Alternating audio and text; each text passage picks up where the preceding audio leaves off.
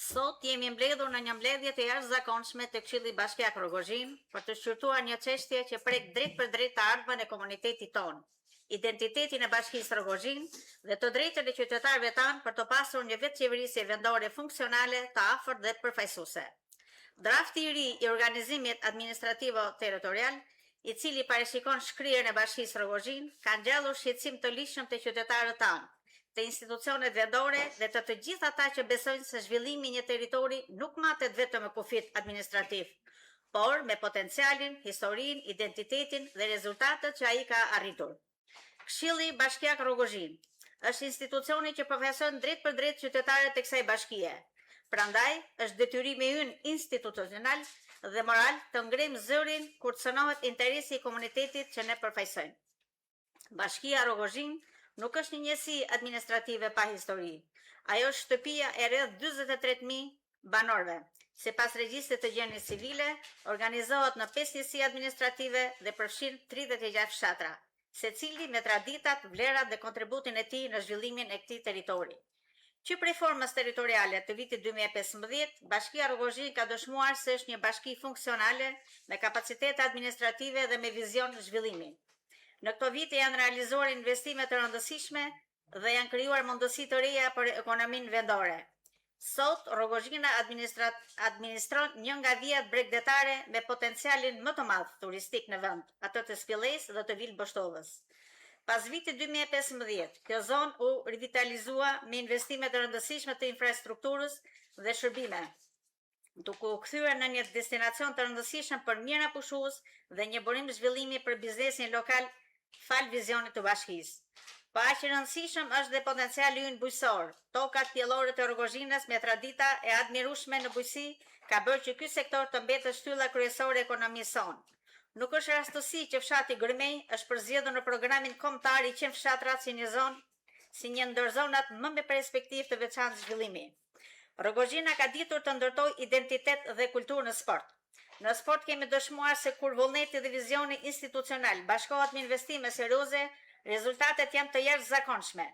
Bashkëthemelimi i shoqërisë aksionare Futboll Klub Egnatia. Në vitin 2020 hapi një kapitull të ri për sportin shqiptar.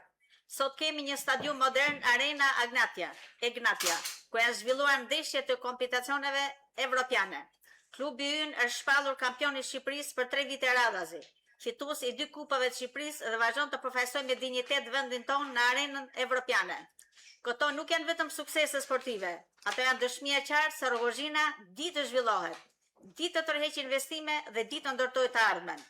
Pikërisht për këtë arsye, ne besojmë se çdo reformë administrative duhet të mbështetet në analiza objektive, në dialog të hapur me komunitetet dhe në argumente të qarta.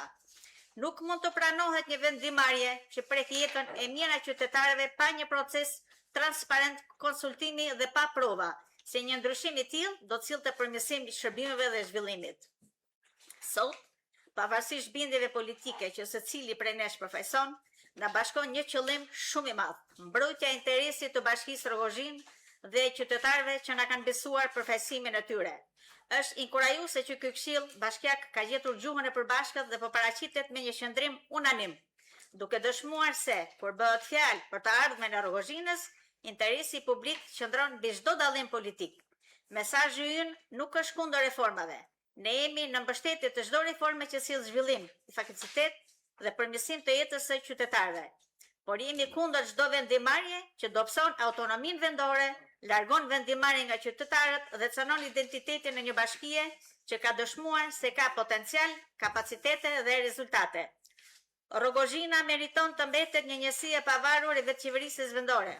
E meriton për historinë e saj, për njerëzit e saj, për potencialin ekonomik, bujqësor dhe turistik, për kulturën, për sportin dhe mbi të gjitha për të ardhmen që po ndërton.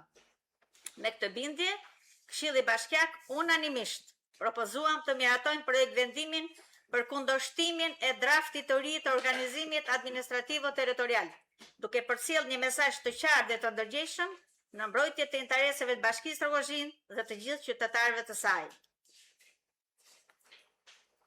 E hedhim në votim projekt vendimin. për kundërshtimin e draftit të ri të organizimit administrativo-territorial që parashikon shkrirjen e Bashkisë Rrogozhin. Pro, kundra, abstenim, të gjithë pro, miratohet.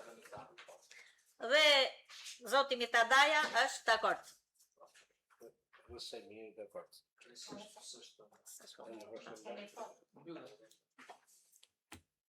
Kjo ishte e gjitha arsyeja pse ne e bëm këtë mbledhje urgjente. Ne marrum vendimin, mund të them peshëllën dy fjalë. Kjo mbledhje shërben më shumë se çdo gjë tjetër interesit qytetar, edhe unë shpreh jo vetëm votën time për këtij vendimi, por mendoj që ne si përfaqësues të qytetarëve në këtë kuvend të vogël, të paraprim qytetarëve në protestë deri në arritjen dhe realizimin e këtij vendimi që kemi marrë ne sot si përfaqësues të këtyre qytetarëve të zgjedhur prej votës tyre. Unë të herë falenderoj gjithë kolegët e mi për unanimitetin që të treguan në këtë vendimarrje sot. Ju Kjo shërben Rrogozhinës, kjo shërben qytetarëve. Ju falemderi të gjithëve. Mbledhjen e deklaroj zyrtarisht të mbyllur.